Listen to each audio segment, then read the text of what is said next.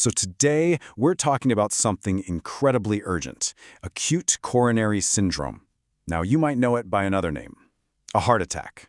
We're going to dive into why every single second counts in this high-stakes race against time for the heart. You know, we all hear the phrase heart attack, but what's actually going on inside your body when that happens? What's the biology behind that crisis?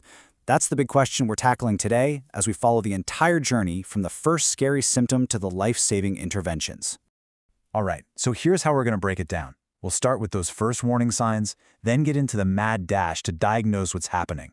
We'll look at the immediate response, the two main ways doctors treat it, and finally, what the road to recovery looks like. Okay, let's start at the very beginning. The moment this crisis kicks off, your body has this incredible built-in alarm system, and trust me, when it goes off for this, it's pretty hard to ignore.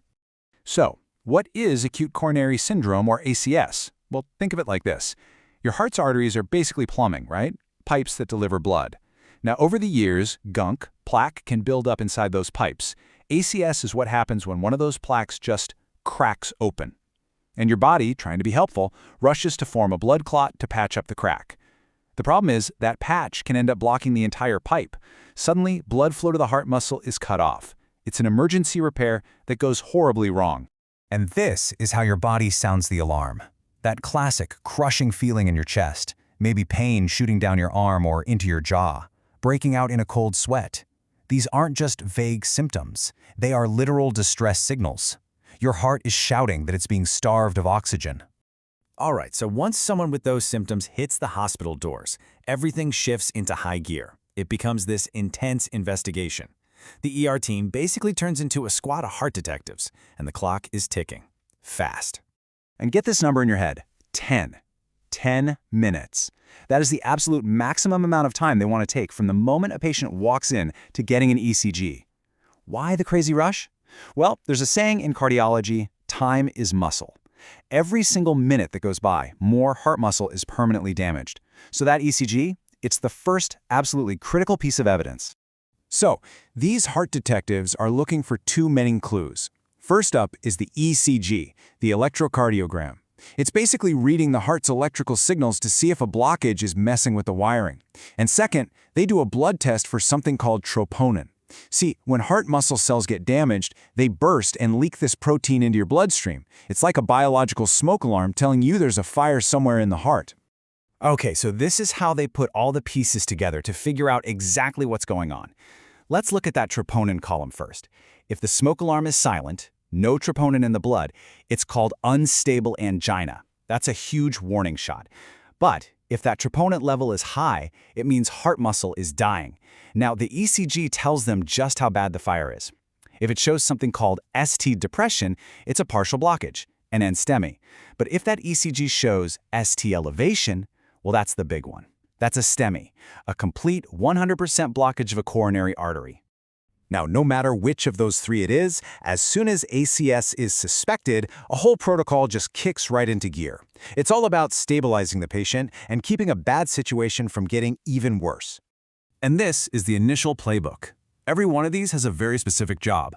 They'll give you aspirin to chew. Yep, chew, not swallow, because it gets into your system way faster and makes your blood platelets less sticky. Then there's another powerful anti-clotting drug, a P2Y12 inhibitor. Nitroglycerin helps open up the blood vessels to sneak more blood through to the heart. And a big dose of a statin, right away. That's not for long-term cholesterol, it's to try and stabilize that ruptured plaque that started this whole mess. Okay, so now we hit a major fork in the road, because based on what that ECG and the troponin test showed, the treatment plan now splits down two very, very different paths. And this slide just lays it out perfectly. A STEMI? That's like a full-blown highway shutdown. A massive pileup has completely blocked all lanes. The goal? You gotta clear that wreckage right now. But an NSTEMI, or unstable angina, that's more like a monster traffic jam. Traffic is crawling, severely backed up, but it hasn't stopped completely.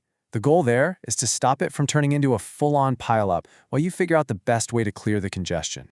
When it comes to a STEMI, there is only one goal: reperfusion. That's the medical term for restoring blood flow.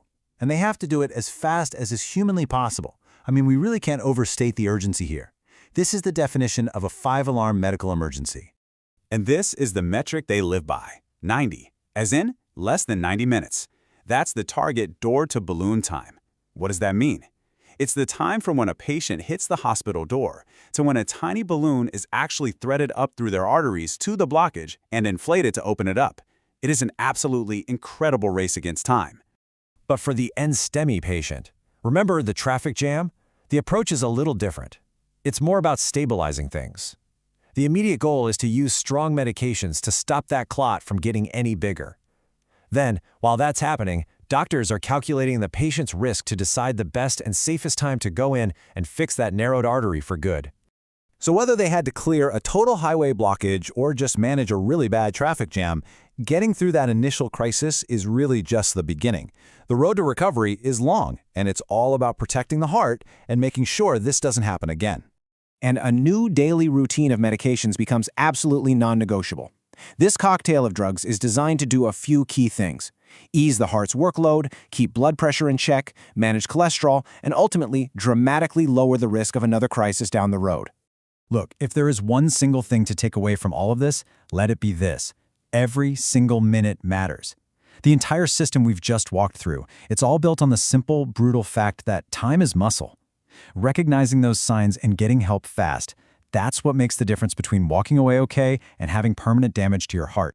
So we just seen this incredible high-tech rescue plan for a heart in crisis. It's amazing, but it kind of leaves us with one last big question, doesn't it? We know the rescue plan, but what's the plan to prevent the emergency from ever happening in the first place? That's a story for another time. Thanks for listening.